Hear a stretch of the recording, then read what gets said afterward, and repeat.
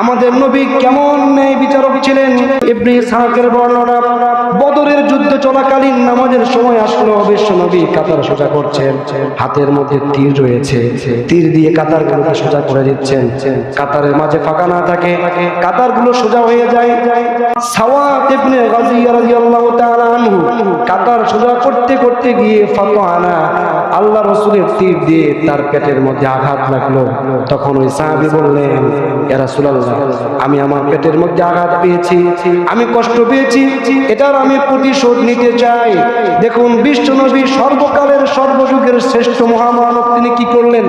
সাহাবী বলার সাথে সাথেই ফাকাশাফান বাতনিহি, বিশ্ব নবী সাথে সাথে তার পেটের কাপড়টা খুলে দিলেন। তখন সাথে সাথে সাহাবী নবীজিকে জড়িয়ে ধরলেন আর পেটের মধ্যে চুমু খেলেন, আর নবীজি তার জন্য কল্যাণের দোয়া করে দিলেন। এখান থেকে শিক্ষা